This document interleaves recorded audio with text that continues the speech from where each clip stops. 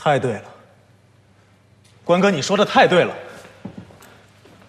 葛老板、耿老板，这差哪儿去了？他怎么可能听错呢？他赵民也是个有经验的刑警了，怎么能在这么关键的问题上听错？刘亮，当务之急是要找到耿风尘。他赵民一句话，我们满世界的找什么葛老板，费多大劲呢？他这不是故意的吗？我觉得赵民就是故意把我们往岔道上引。行了，怎么就说起了没个完了？徐队，我觉得咱们不把这事搞清楚，还会碰到这些莫名其妙的问题。我要找赵民算账。你怎么又来了？能不能不婆婆妈妈的？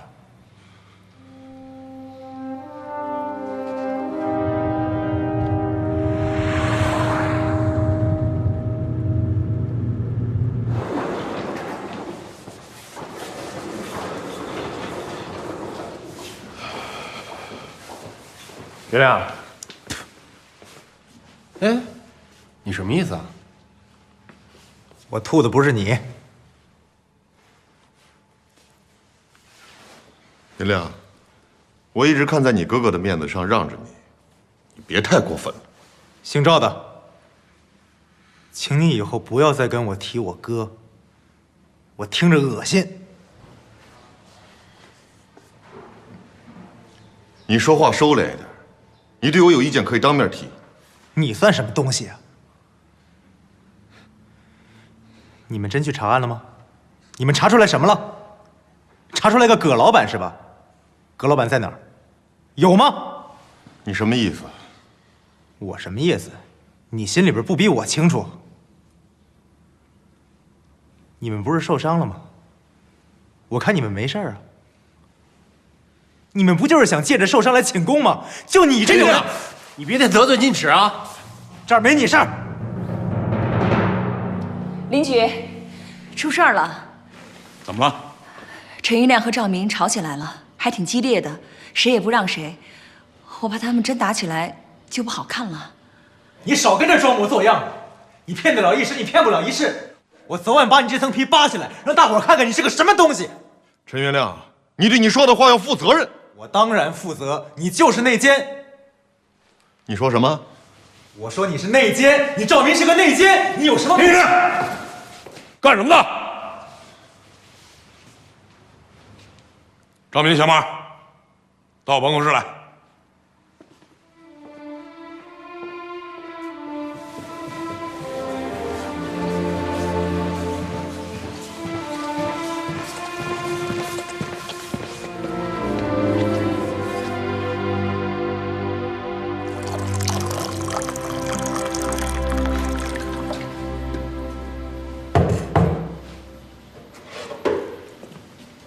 喝水。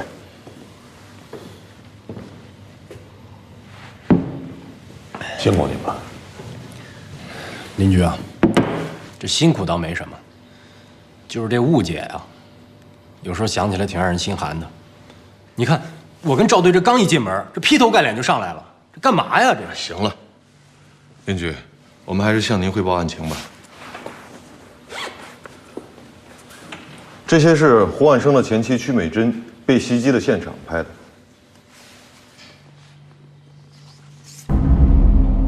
弩箭。对。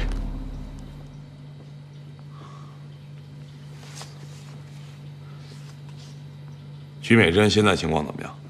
抢救过来了，暂时没有生命危险。说说当时的情况吧。我当时追那个凶手，一直追到山下，可还是让他给跑了。我只看到了他的背影。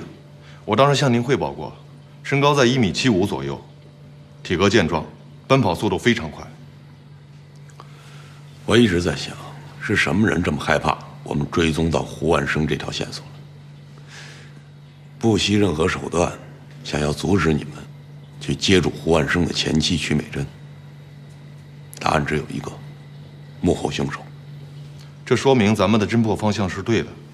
凶手害怕曲美珍会说出什么来，所以才敢于冒这么大的风险，甚至当着我们的面来杀人灭口。林局，我觉得这不像是一个人的作为。曲美珍醒过来之后，还有没有提供更有价值的线索？没有。曲美珍提供的最有价值的线索，就是葛老板了，别的他什么都不知道。他没有见过这个葛老板是吧？他说是没有。他会不会撒谎？他醒过来以后，我又仔细地问过，以我的判断，他不像是在说谎话。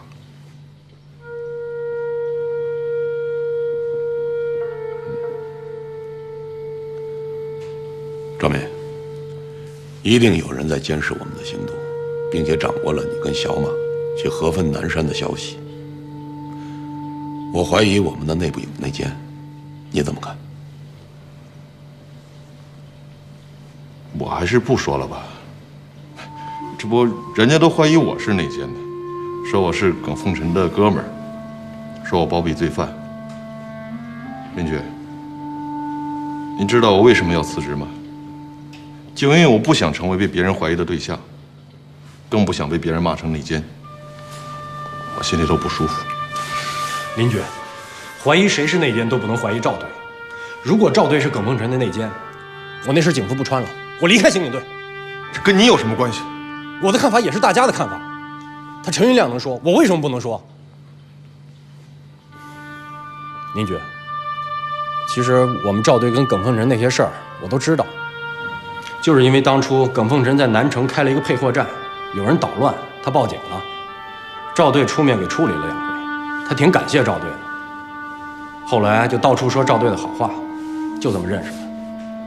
有一回赵队的父亲生病住院，他给联系的大夫为赵队的父亲做了手术，就这么点事儿，就是内奸了。行了，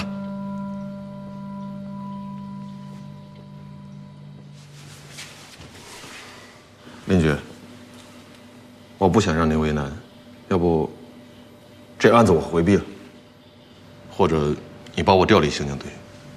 我没什么为难，而且这段时间，我也很清楚地看到，你是一个好警察，我相信你。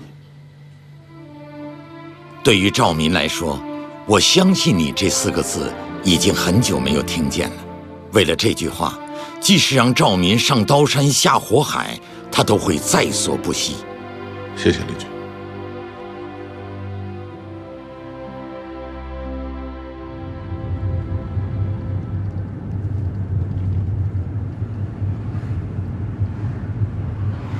李亮啊，我听说刚才你在局里跟赵民大干了一场。你呀，你还是沉不住气。我不是沉不住气，我是一看着他我就忍不住。那不还是沉不住气吗？你对他有意见，你藏在心里就行，别总拿出来嚷嚷。我哥都牺牲1年了，耿凤臣到现在都没抓到，你说我这心里边能不急吗？急有什么用啊？一定要找到赵民确凿的证据。骂人能起什么作用啊？可是赵民这个人太圆滑了，你要想抓到他的证据，这也不是件容易的事儿。瞧你这话说的，他就是再圆滑，也有露馅的时候。只要我们坚持，就一定能够找到证据。我相信。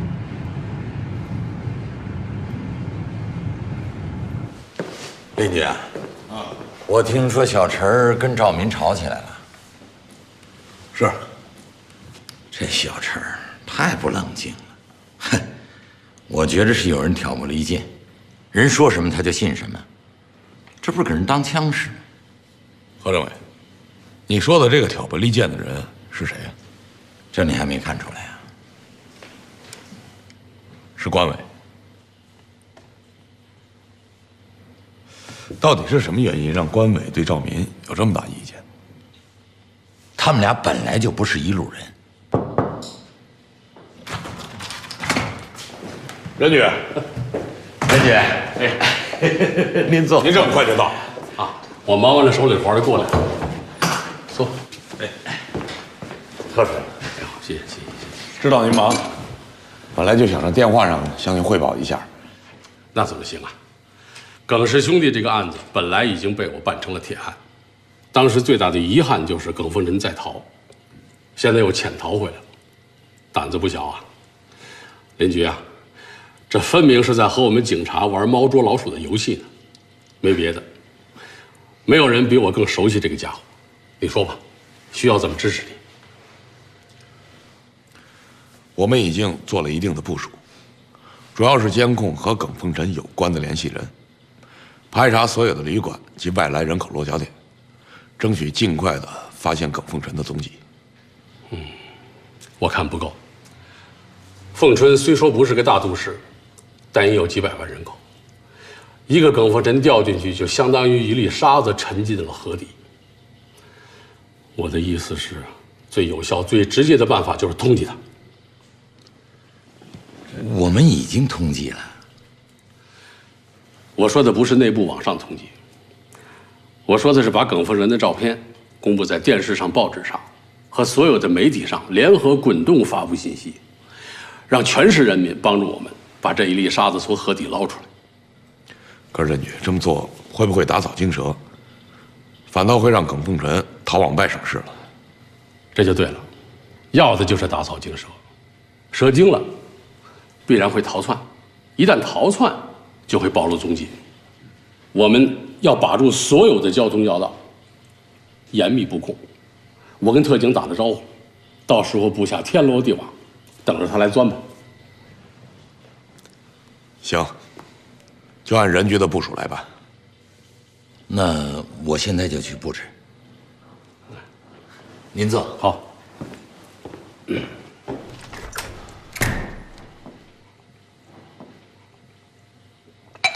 林宇，赵民回来了吧？啊，回来了。听说他从南山传回了一个错误信息，导致了我们干警做了一场毫无意义的无用功，你怎么看？任局，这个我跟赵明已经谈过了。胡安生的前妻确实说的是葛老板，那就是说胡安生的前妻没说实话？也不能这么说，我想也有可能是口误或者口音造成的。哦，当然，我提起这个事情的主要意思是，我不怀疑赵民作为警察的忠诚。我在分局当了6年的局长，自信对赵民还是了解的。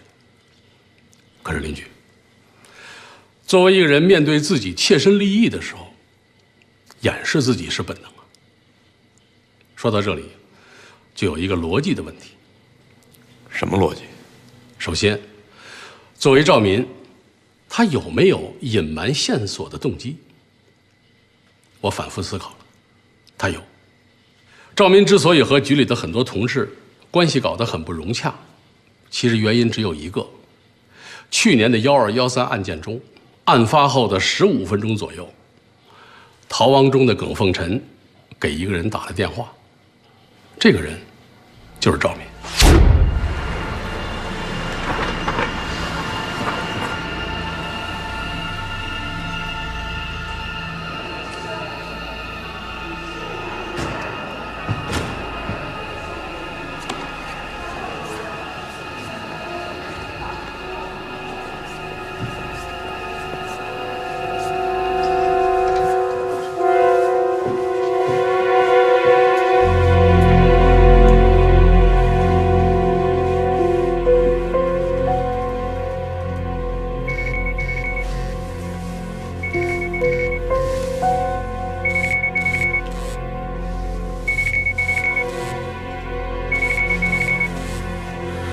打错了。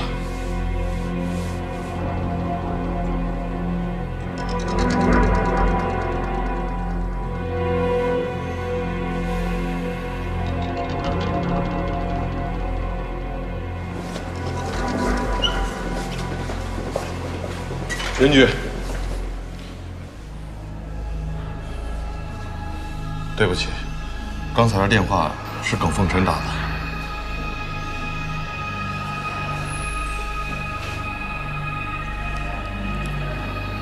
您好，您所拨打的电话已关机。Sorry, the subscriber you dialed.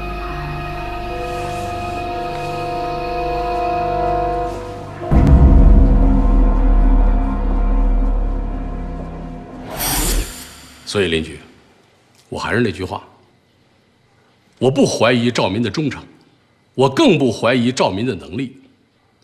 但是，就是那样一个细节，小小的细节，使我怀疑赵民和耿凤臣之间的关系不够坦然。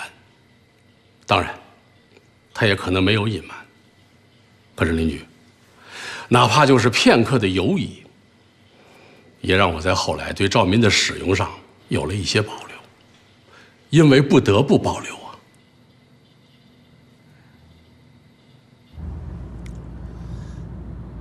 啊，我任大祥，报社、电视台、电台的事儿，你们抓紧办吧。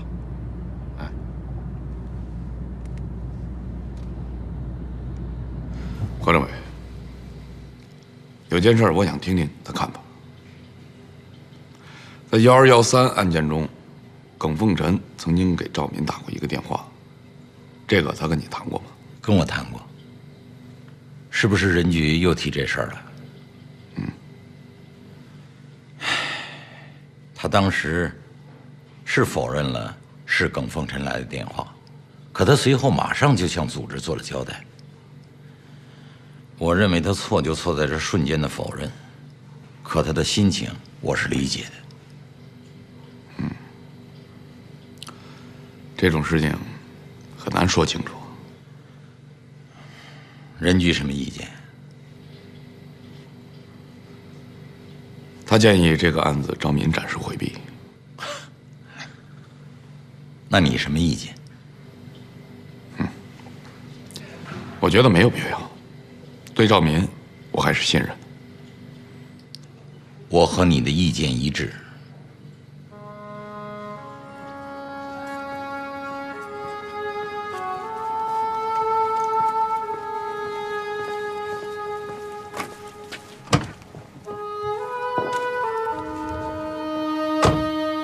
来，回来，吃点东西，别把身体搞垮了。我吃不下去。耿凤臣抓不着，心里头着急。着急？谁不着急啊？可是该沉住气的时候就得沉住气。蹲守这种事儿啊，就是急不得恼不得。这都好几天了，耿凤臣连个影子都没有，他敢回家吗？耿凤臣已经在凤春出现了，那么他的家必然是蹲守的重点。上次让他给跑了，我这心里边都后悔死了。既然他已经回来了，我不相信他不回家看看他老母亲。只要有1/1000的可能，我们就得在这蹲守。关哥，我真佩服你这股韧劲儿。哎，吃点东西闭会儿眼。今天夜里还是咱俩的班。明白，我听你的。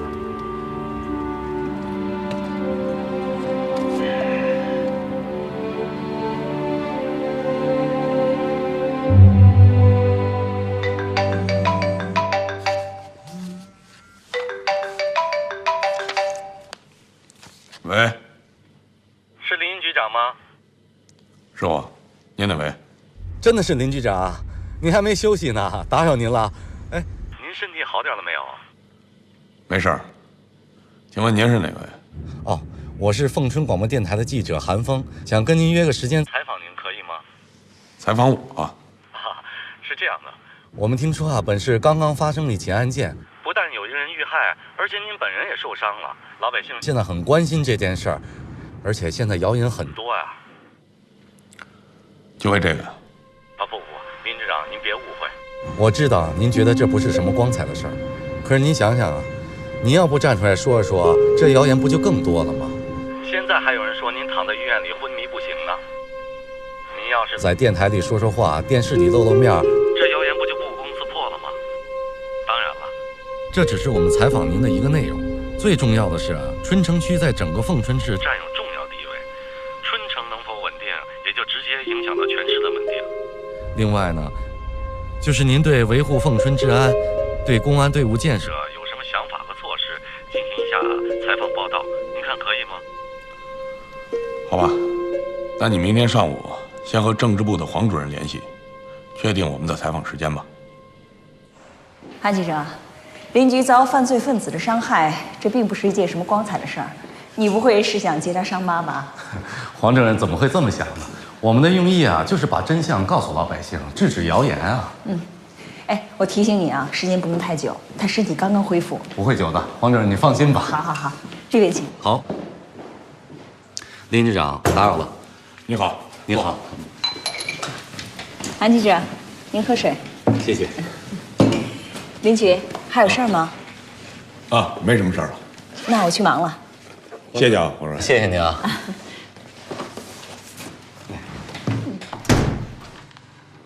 林局长，首先感谢您在百忙之中抽出时间接受我的采访。我们现在开始可以吗？可以，开始吧。为了打消您的疑虑和戒心，我首先说明一下，我们电台记者和电视台记者是有所不同的。他们采访呢是用镜头记录人，所以呢有些人有所顾虑。我们电台记者就不同了，所以呢您可以放开大胆的讲，不要有什么顾虑，好吗？好，你尽管问吧，只要不违反纪律，我们都可以聊。好的。首先啊，我问您一下，听说那天夜里您遇到了危险，遭到不明袭击，并且昏了过去，有这件事吧？是。那您能把经过讲讲吗？听说您昏倒的地方还出现了一具尸体。我路过那里纯属偶然。至于我被袭击，还有那具尸体，目前案子正在侦破中，恕我无可奉告。那么您对这起案件有什么看法？你指的是什么？我有两个意思。第一呢，是您是否有决心侦破这起案件；第二呢，是通过这起案件，您对凤春的治安有什么看法？对这起案件的侦破，我是有决心的。如果不破了这个案子，我还有什么脸面在这儿做公安局长呢？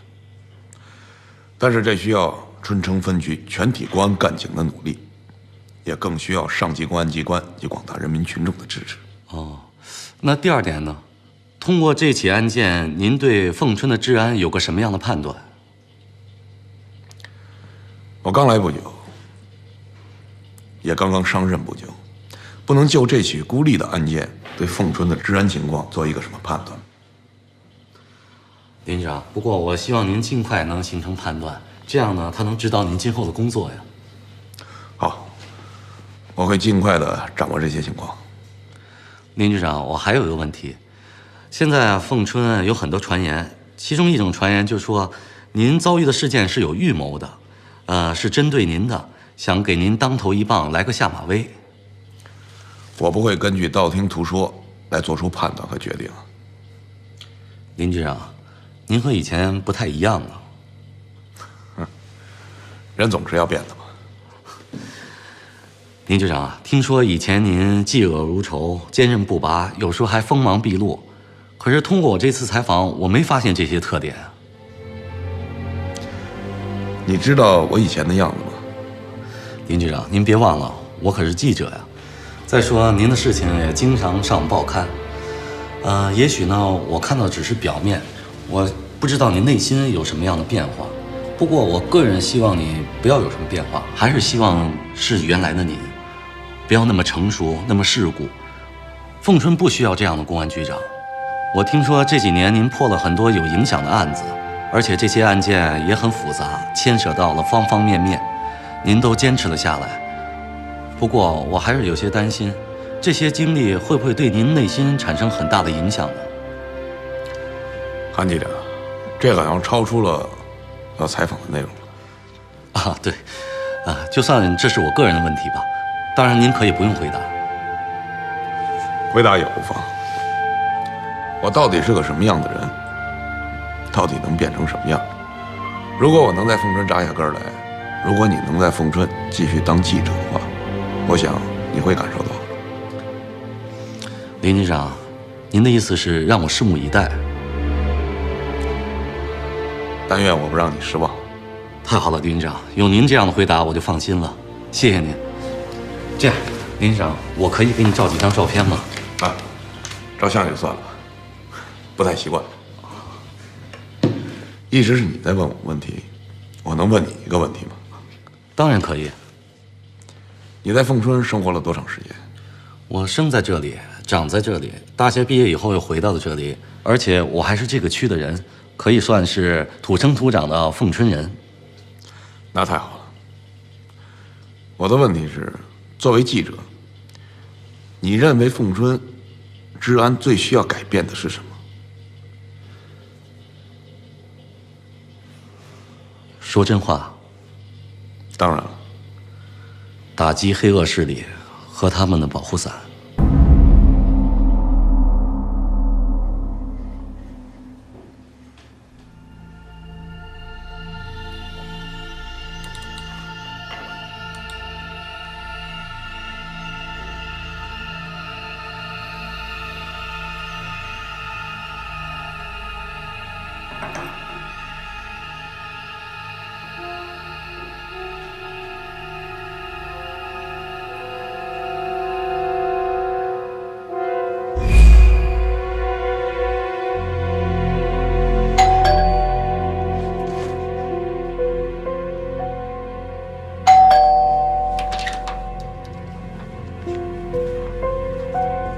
袁总在吗？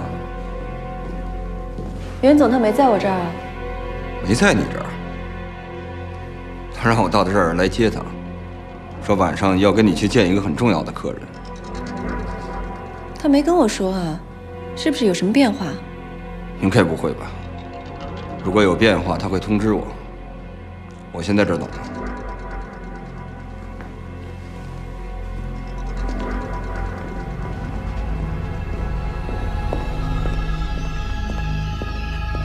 你就在这儿等他吧。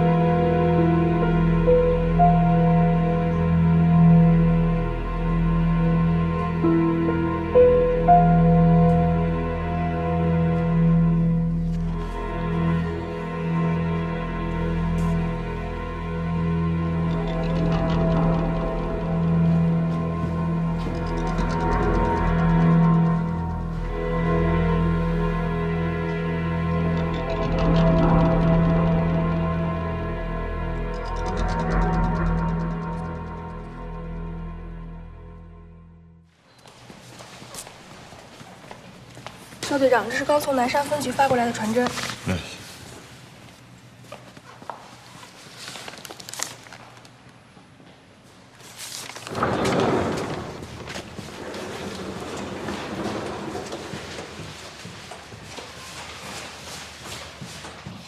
南山公安局刚发过来的，是沙海曲美珍那支弩箭的调查报告。他们找到了厂家，那个厂子叫弓箭坊。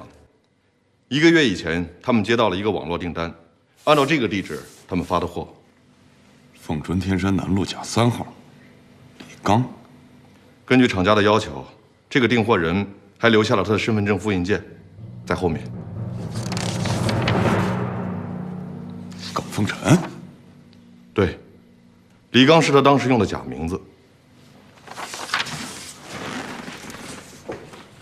那这个地址，极有可能是耿凤臣在凤春的藏身之地。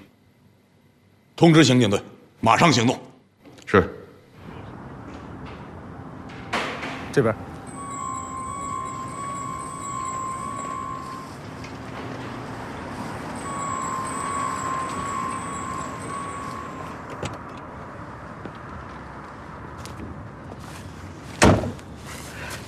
同志，您看我又没犯事儿，您这是把我往哪儿带呀？你别紧张，我们呢就是跟你了解点情况。走。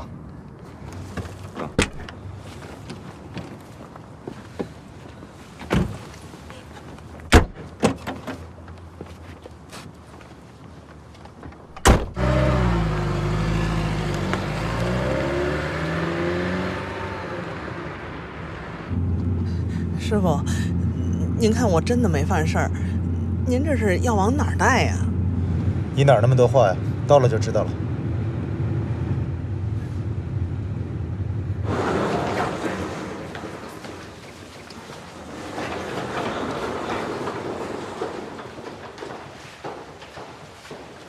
这套307的房子是你的？没错，是我买的单位的福利房。房子你租给什么人了？我租，你不用害怕。我们现在正在办一个案子，涉案人和租你房子的房客有关，所以你必须得如实的把情况跟我们说清楚，懂吗？哎，我懂。那个上个月吧，有一个30多岁的男的来租房子。我看他给的钱还可以，我就租给他了。哦，这人叫耿真。你把这个人的年龄和相貌、体征叙述一下。这人30来岁，是个中等个儿，那个头发不长也不短，是个4方脸，没错。是这个人吗？不像，好像不是。你再仔细看看。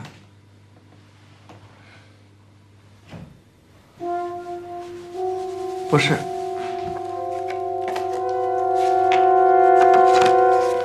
再看看，是这个人吗？哎，没错没错，就是这个，就是他。现在看来，耿真跟耿凤臣之间一直保持着联系。耿凤臣或许就是在耿真帮助下，才能在天山南路甲3号藏身下来。邻居分析的对，天山地区主要的居住人口大多都是做建材生意的外来人员，人员复杂，流动性强，是个非常利于藏身的地方。可惜啊，在那个屋子里没有找到更多和耿凤臣相关的痕迹。这家伙可真够鬼的。电视台还有电台播出通缉令以后，我们收到了多少举报电话？一共有32个，不过真正具有深入调查意义的只有5个，关委他们正在排查，看看能不能找到一点有价值的线索。现在的凤春啊，对耿凤臣来说就是个天罗地网。我看这次啊，他跑不了了。张明，你有什么看法？我没什么看法。我在想一个问题，我在想，耿凤臣下一步会做什么？这还用想吗？猜都猜出来了，报复啊！既然是报复，我们都知道，耿凤臣的哥哥耿凤军是被关委击毙的。可是那天晚上，耿凤臣或者是他雇来的凶手，却对关委手下留情了。我们有证据显示，耿凤臣手里不光有枪，还有隐蔽性更强的弩箭。可是那天为什么会采取这样的方式？这种分析，我认为不成立。咱比方说啊，耿凤臣那天没有带枪，也没有带弩，可是关委突然出现了，给了他个措手不及，那他怎么办？他就只能采取这种行为啊。不管怎么说，耿凤臣极具危险性。大家在行动的时候一定要注意安全，我们绝不允许悲剧再一次发生。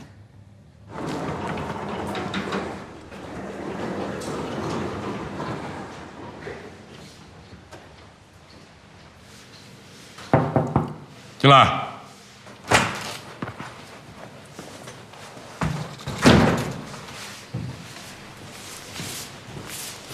林军，你找我？啊，坐。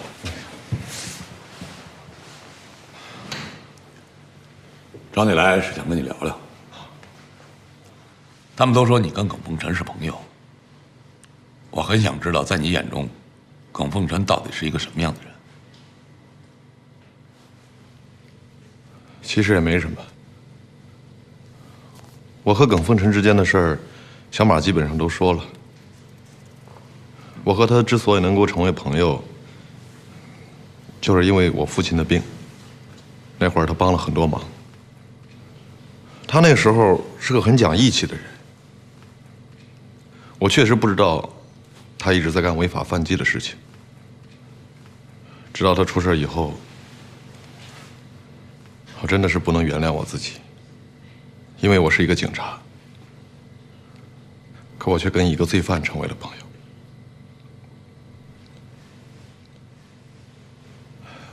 我听说他们兄弟俩以前也是苦出身，他们是跑汽车运输的。听说耿凤军的脑子非常好使，他看到有很多拉货的货车经常会空驶，他就搞了空驶配载，开了个配货站。他们哥俩好像就是靠这个发的家。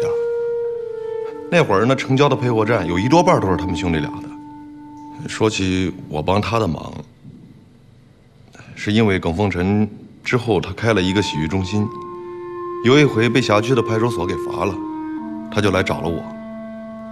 正好那个派出所的所长是我以前的战友。我当时问耿凤臣了，我问他洗浴中心究竟有没有违法乱纪的事情，他向我发誓说没有，我也就相信了。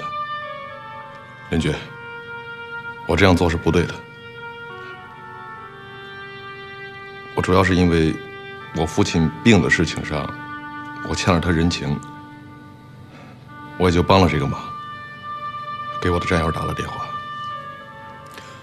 他给过你钱吗？没有，我绝对没有从他那儿拿过1分钱。那么耿凤臣向你提出过吗？或者说他给过你暗示，被你拒绝了？林局，我之所以和耿凤臣能够成为朋友，最主要的原因就是我们之间从来没有过任何的金钱来往。哪怕是他有所暗示，那我也会很敏感，我反而会离他很远的。我觉得朋友嘛，只要在不违反原则的基础上互相帮点忙，这应该不算什么的吧？那如果扯上别的，那就没意思了。可就这些事儿，还一直被有一些人揪住不放，我真的，我索性也就不说什么了。那耿凤臣出事儿，你觉得很意外吗？我非常意外。既然感到意外，你有没有想过重新要调查1213案呢？我想过，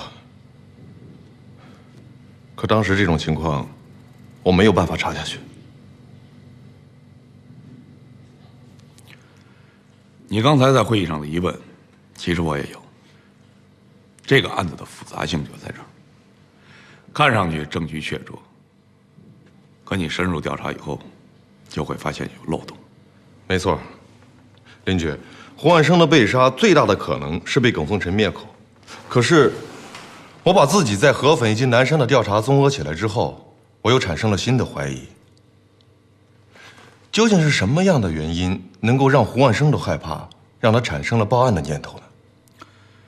赵敏，不管耿凤臣以前在你眼里是一个什么样的人，他现在是一个穷凶极恶的罪犯，身上可能背负着数条人命。我还是那句话，我信任你，希望你能够全力以赴抓捕耿凤臣，绝对不能再让他危害这个社会。我明白。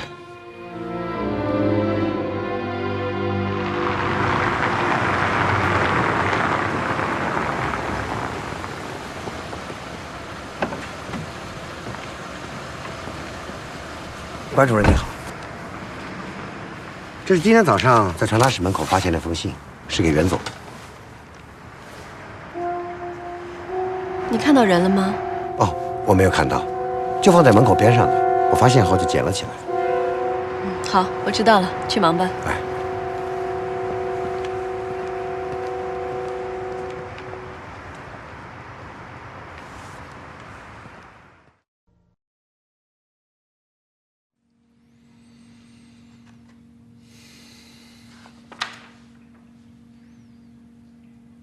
这封信应该不会是耿凤臣本人送来的。肯定是他的同伙。那么，他的同伙又是谁呢？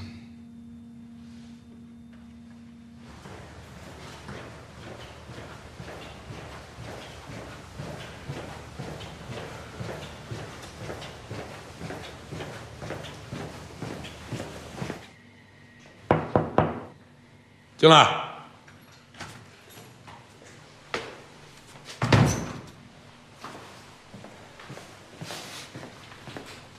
林姐，我带人在耿凤臣家蹲守了1夜，虽然没有发现耿凤臣，但是我们观察到他老婆有点不对劲儿。他一直都在准备食物，像是要出远门的样子，不知道要干什么。不管他干什么，把他盯紧了。是，我已经派小陈过去了。 只要他一出门，就会跟上他。嗯，进来。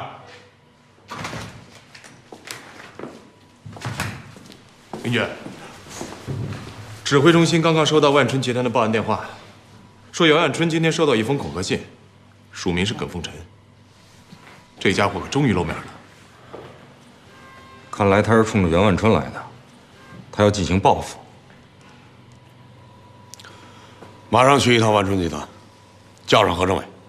是。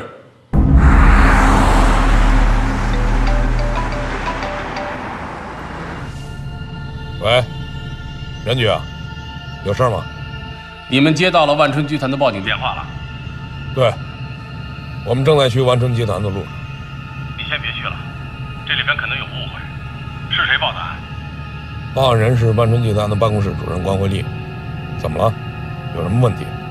啊，刚才袁总给我打了电话，他不愿意让警察去他的公司，他怕闹不好会产生误会，他觉得这样会对他公司影响不好，希望你能理解。任局，这恐怕不行了，已经收到报案了，我们就得出警。再说了，耿凤臣也是我们要抓的重大逃犯，怎么可能不管呢？林经理说的对，我们不但要管，而且要管到底。 但是我觉得你现在还是不去他公司为好，咱们得讲究策略，研究一下再说。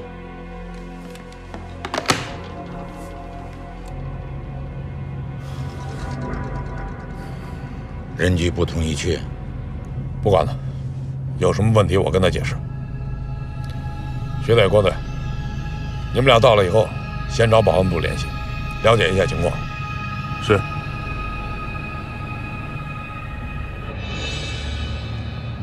谁让你不跟我商量擅自报警的？我这不是担心您的安全吗？万一出了问题怎么办？耿凤臣是在逃的杀人犯，那您不怕，我还怕呢。你说的也对，但是你想过没有？如果警车往咱们公司门口一停，外人肯定认为咱们公司出了问题，影响了公司的形象。 你就不怕吗？很多事情换一种方式一样可以解决，懂了吗？我知道了，袁总。去吧。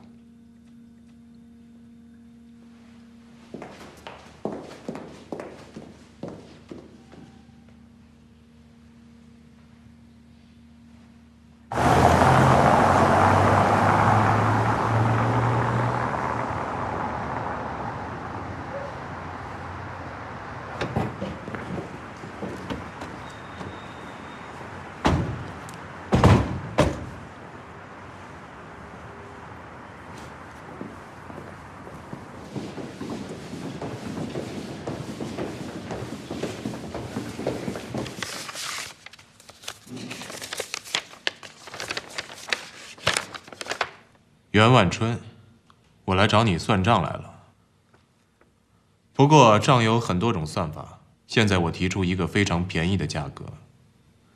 今天晚上0点整，你一个人带着20万元现金送到西城十字路口，到时等我的电话。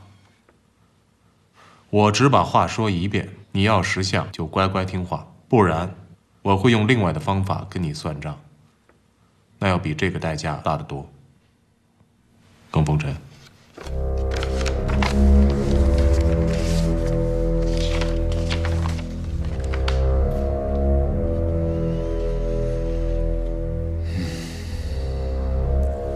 袁总，你能把情况再详细的说一遍吗？还是关主任介绍吧，信是他发现的。今天早上我去公司上班，路过大门口的时候，保安把这封信交给了我，我看了之后就立刻拨打了110。我一看信，我就知道麻烦了。我比较了解耿凤臣，我就是按照他说的去做，他也不会放过我。邻居，你说我该怎么办？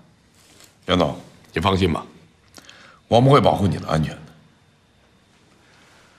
这个耿凤臣胆子也太大了，公开写敲诈信，还敢署自己的名字。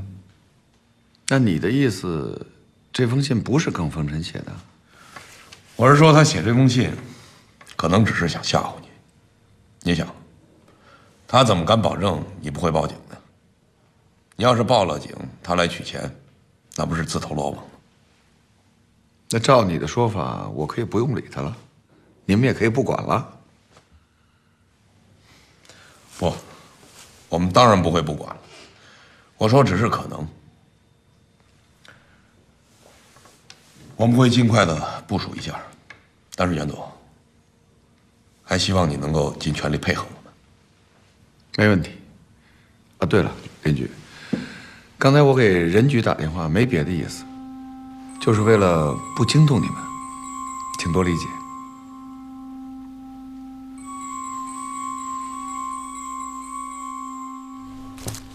关队，万春集团值班保安那儿有什么线索吗？啊，我询问了值班保安队长，据他证实，他们是清晨打开大门的时候，在门的缝隙里发现的这封恐吓信。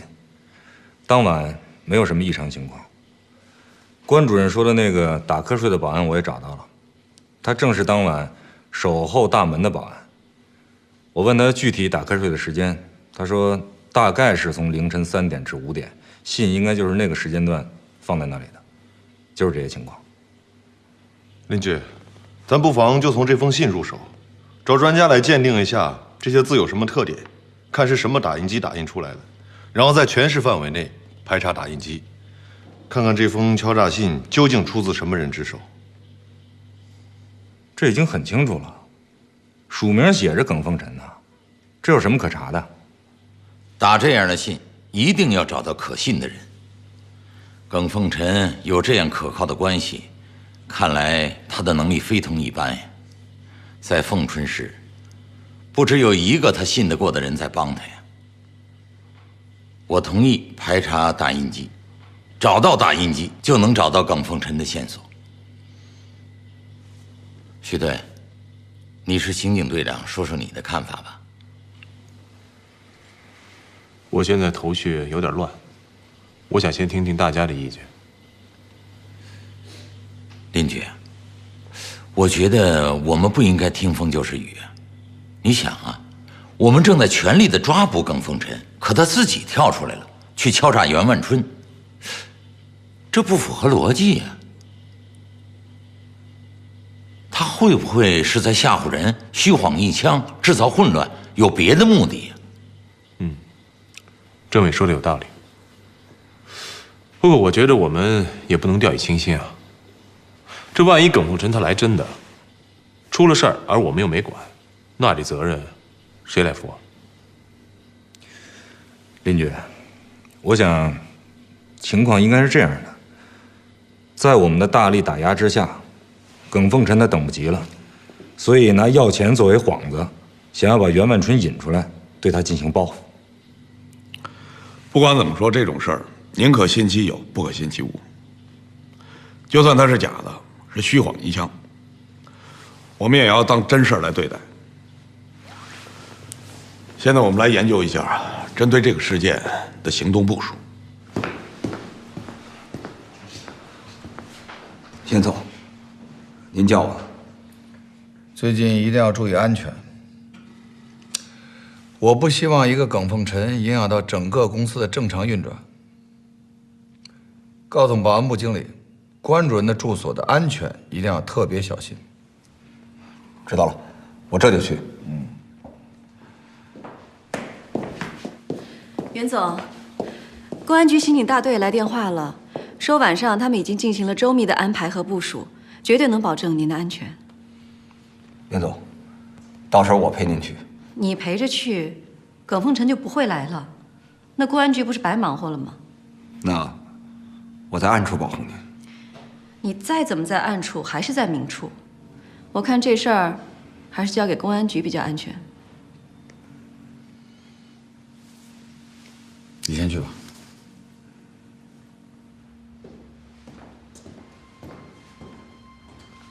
小关，我想听听你对这件事的看法。我觉得耿凤臣在试探您。我也这么想。袁总，您怕他吗？你觉得我会怕吗？该来的早晚要来的，不是吗？晚上要用的现金我已经给您准备好了，为了以防万一，上面都做了记号。如果耿凤臣真的来拿钱，箱子里的自动喷射装置就会把颜色喷在他的身上和钞票上，1个月之内没有任何办法清除。很好。那我先出去了，袁总。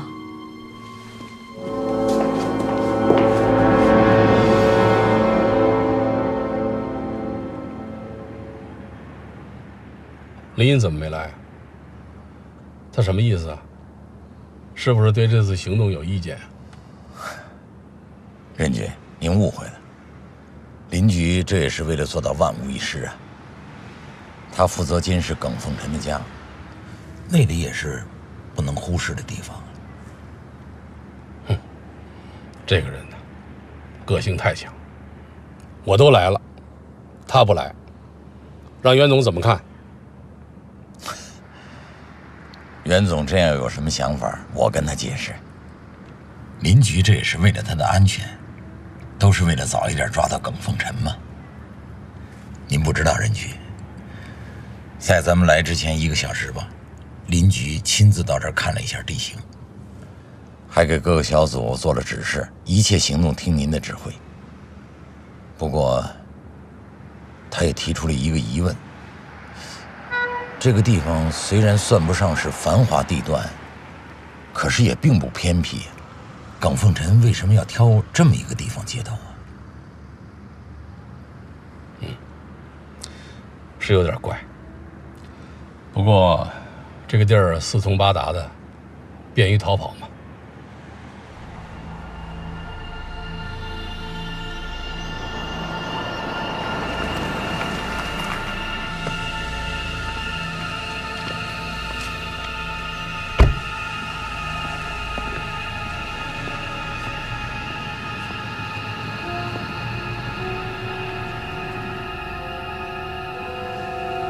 各小组注意，依次报告一下情况。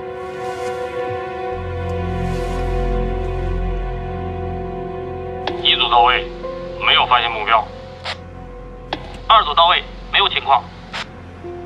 3组到位，一切正常。4组到位，没有情况。报告完毕。密切注意动向，有情况随时报告。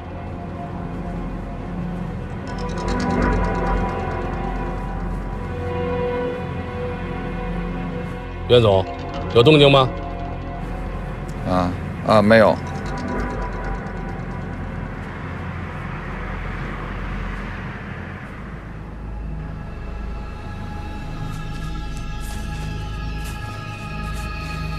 1号，一辆轿车朝姚远春方向驶去。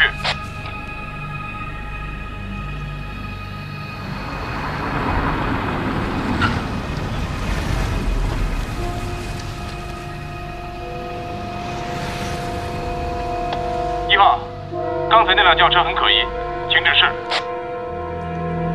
继续原地观察。是。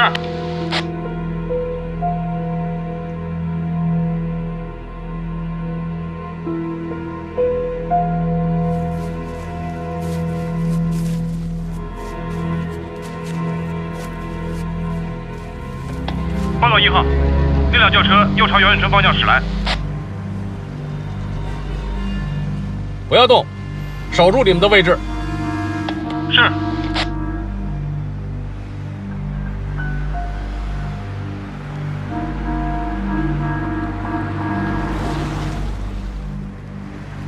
有情况。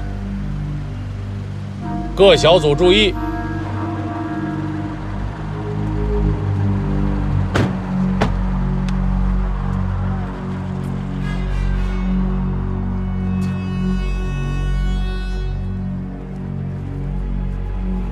你们要干什么？你这不是等我们呢吗？嗯，拿来吧。哎！行动！警察！带过来！不是怎么回事？快点跑！快点！哎，走，站好！耿凤臣呢？啊？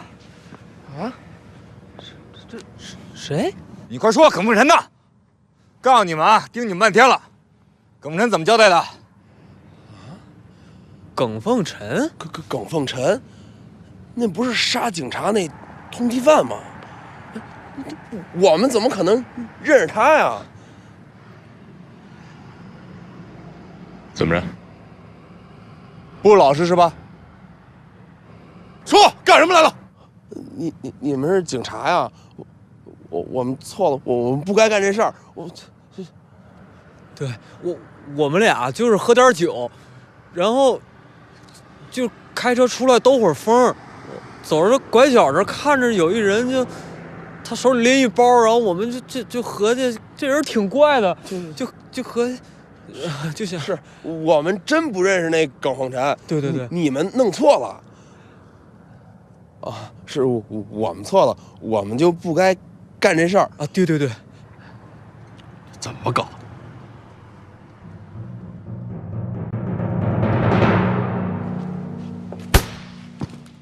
林局，这俩小子是酒后驾车，见财起意，就连这车都是给偷来的。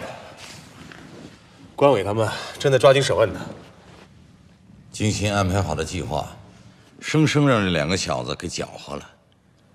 也不能完全这么说，也许耿凤臣根本就没打算出现，否则他为什么一直没有和袁万春联系？不管怎么说，这次我们的行动啊，连耿凤臣一根毛都没捞着。要是他真在暗中盯着袁万春，那这次咱们可真是打草惊蛇了。喂，任局，有事吗？好，我知道了。袁万春来了。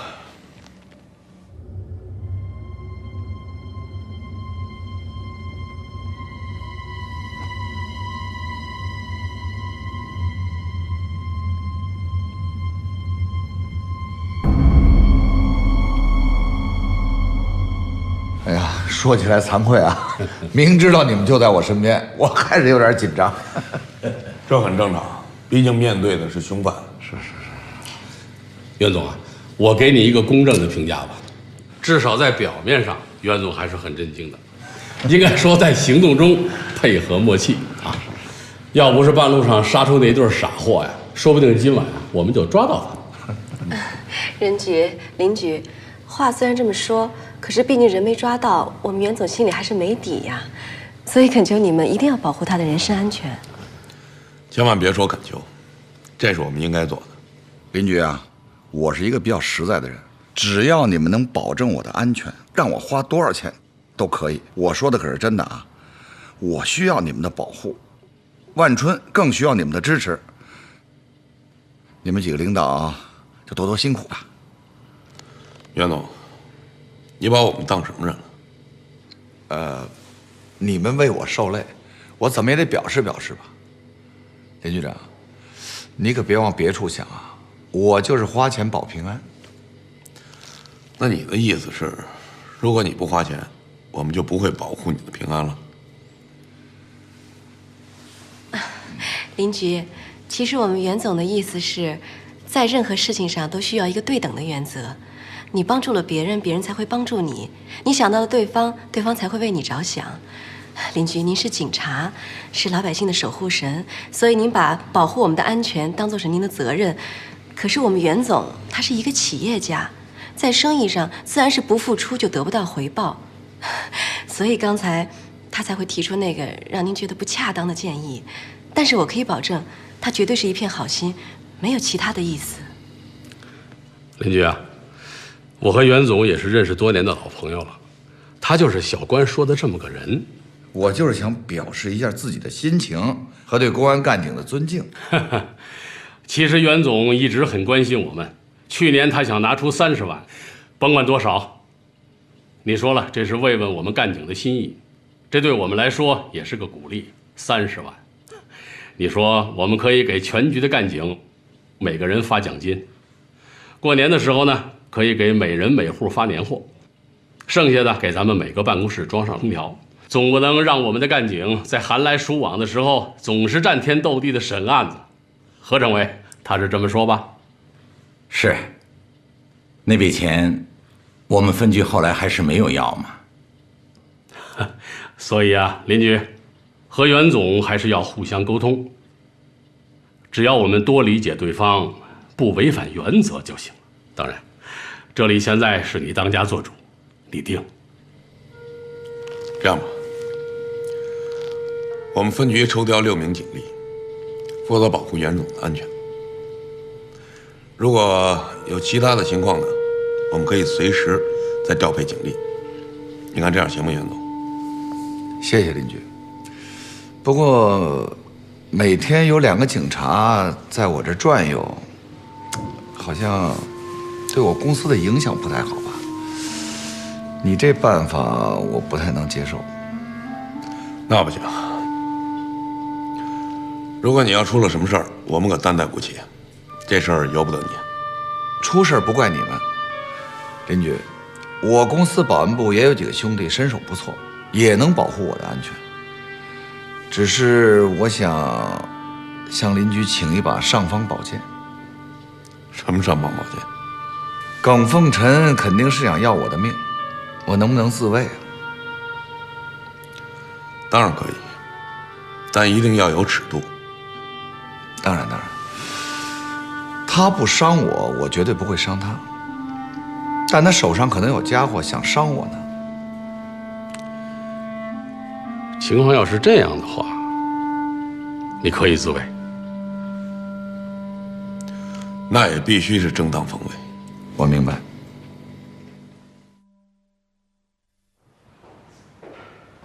哎，看来以后我们做事一定要慎重了。上次那个叫韩风的记者来采访邻居，事先就应该提醒他说话要注意。无意间一句话被记者抓住，不知道会生出什么乱子来。你看，现在又冒出个叫江南的写了这篇文章，这不是添乱吗？这事都怪我疏忽了。也不怪你，我也有责任。走。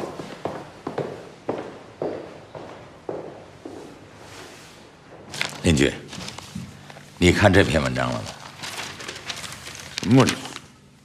题目显得有点刺激，利剑出鞘，何日除妖？即凤春市公安局春城分局新任局长林荫。特别是这篇文章的结尾，我们相信他会用自己的实际行动迎接挑战，会在我们凤春留下他的足迹。但同时，我们也为他担心，让我们拭目以待，为他祈祷和祝福吧。署名是江南。邻居，您什么时候接受记者采访了？这个江南我从来就没见过。前不久，您是不是接受一个叫韩风记者的采访了？会不会是他呀？王主任，那个韩风是电台的记者，好像没发表什么文章啊。他就算是要发表，也应该征得局里还有我本人的同意才对。对。那么这个江南会不会是在以前你在清水和白山的时候他采访过你？不然他怎么对你过去那么了解呀？在清水和白山是接受过采访，但我印象中绝对没有江南这个人。林局，看了这篇文章以后，我有点为你担心，我怕会引起上级领导对你的误会。蒋书记一再强调，公安工作要务实，不能搞虚假业绩，更不能故意宣传炒作。他要是看了这篇文章，我怕他对你产生误会。就是啊，要是蒋书记以为是林局授意这个记者写的，那肯定会产生误会的。哎，你说这记者也真是的，这哪是祈祷和祝福啊，这完全是给您在添乱呢。是，这篇文章肯定会带来麻烦。林局，要不这样吧，由我出面，向市委领导做一下解释，你看行吗？好啊，何政委，谢谢。嗨，别说这些。不过我们也要了解一下情况。这个记者他明明没有采访你，为什么偏偏在这个时候发表这篇文章啊？要不这样吧，我去找上次来的那个韩风，也许他知道内情呢。可以。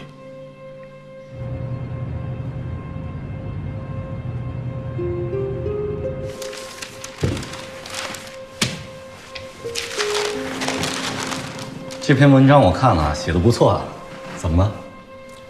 我想请你给我解释一下。解释什么？这篇文章跟你有关系吗？也不能说完全没有。我采访你之后啊，江南知道了，找我要了些材料，说要写一篇文章关于您的。至于说关系，只有这些了。哎，怎么了，林局长？有失实的地方吗？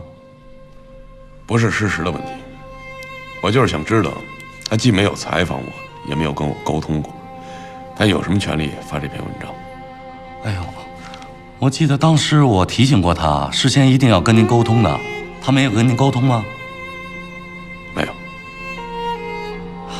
不过，我觉得这篇文章写的挺好的，也是支持您的，没有恶意啊。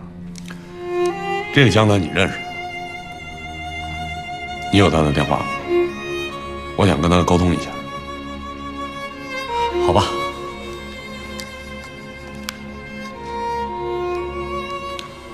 这个。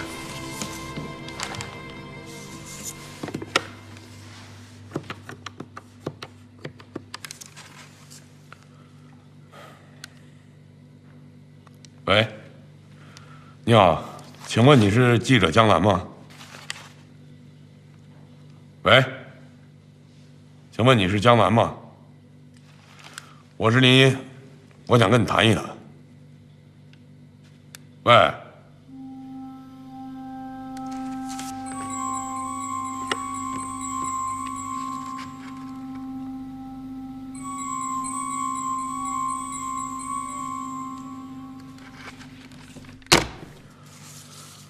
他为什么不接我的电话？电话现在又关机了，什么意思？关机了。这样吧，林局长，你也别生气。过2天啊，我就去省里，先跟他沟通一下，问问有什么情况。哦，对了，你有什么话要我捎给他吗？那你就跟他说，我想让他来一趟凤春。好的，我一定想办法让他来一趟的。好。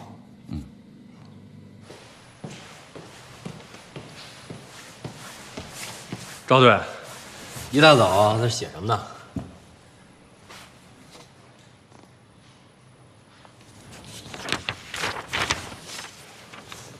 耿凤臣的关系图，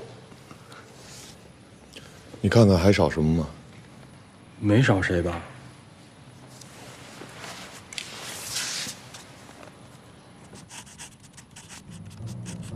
虽然，对呀，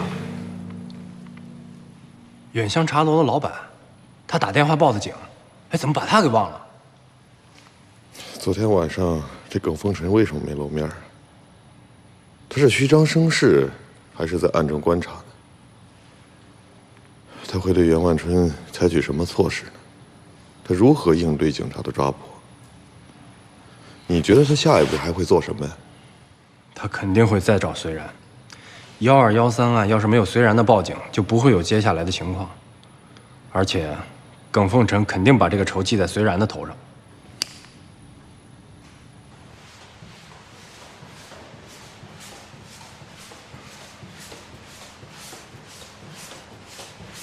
耿凤臣虽然没有出现，但我肯定他还在凤春。接下来，我觉得他会去找一个人，隋然。1213案重要的目击证人，虽然是远香茶楼的老板，耿氏兄弟绑架袁万春就发生在他的茶楼里，当时也是他报的案。我觉得现在很有必要把他的茶楼监控起来，以防万一。咱们现在就去一趟远香茶楼，见见这个隋然。进来，王主任，有事吗？这是您要的简报。啊，行，先放着吧。您要出去啊？啊，我跟赵民要去一趟远香茶楼。啊，对了，你帮我喊一下何政委。啊，好，您看是不是也通知一下关委，让他跟您一块儿去啊？可以。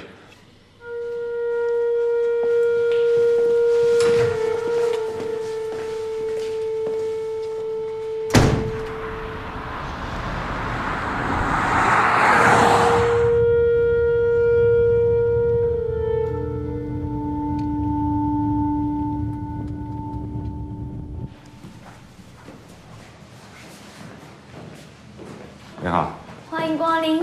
林局、韩政委，这就是1213案的发案地远香茶楼。走，咱们上楼看看。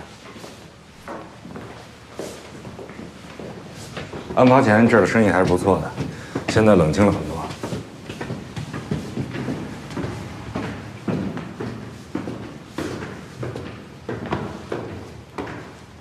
当年袁万春就是在这儿被耿氏兄弟绑架的。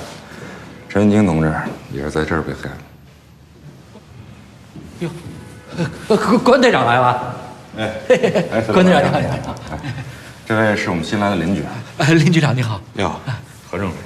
何政委你好。你好，你好。局长、政委都来了，来，坐啊。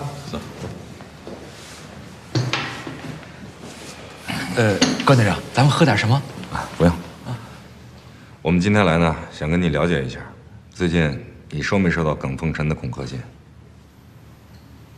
耿凤臣的恐吓信？这什么恐吓信啊？这怎么回事啊？耿凤臣他回来了，他给袁万春写了一封信，说是要报复，所以林局跟何政委呢，比较担心你的安全，特意过来了解一下情况。有这样的事啊？那我该怎么办？我们来就是希望你能提高警惕，发现什么可疑的迹象，及时向我们报告。不过也不用太恐慌，我们公安机关会注意保护你的安全。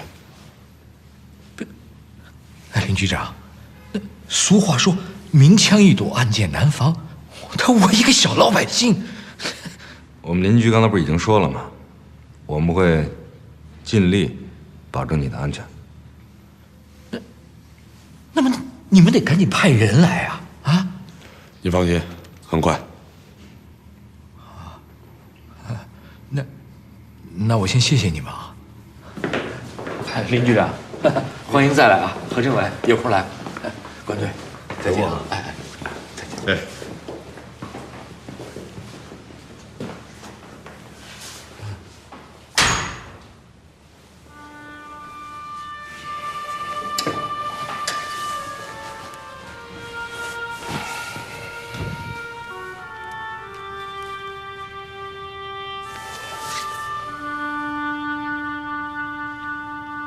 喂，糟了，这下麻烦来了，你说这可怎么办好啊？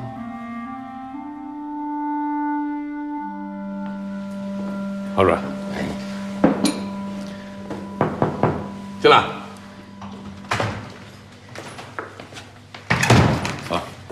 姐，王政委，您说这事儿怎么办呀？什么事儿？刚才办公室王主任告诉我说，咱们账上多了50万。这怎么回事？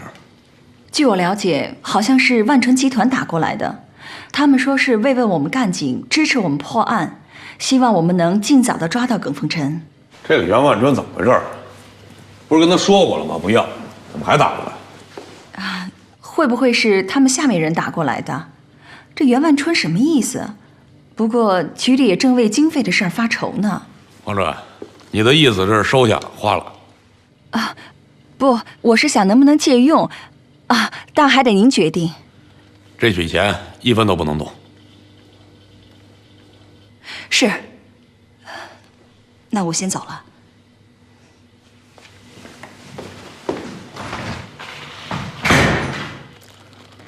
何政委，你什么意见？林局啊，你也别怪小黄。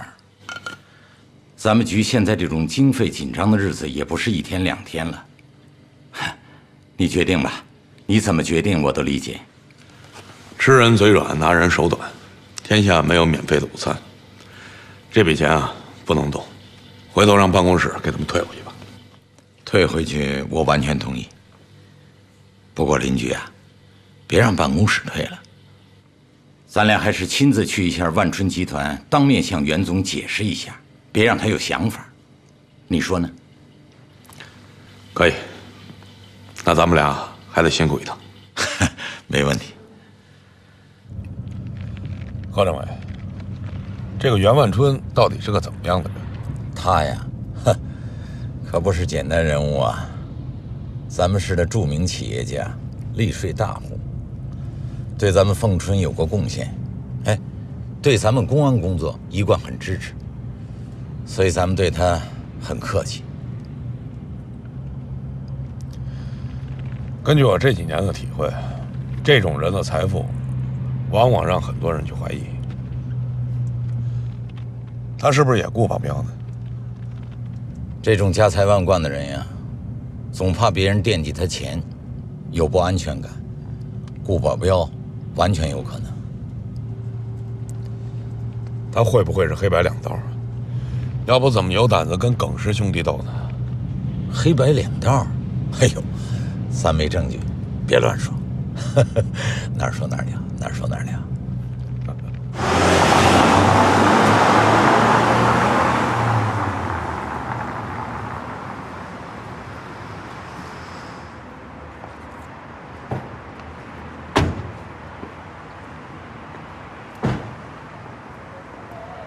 哎呀，来，哎呀，两位领导也不打个招呼，有什么吩咐我直接过去就行了嘛。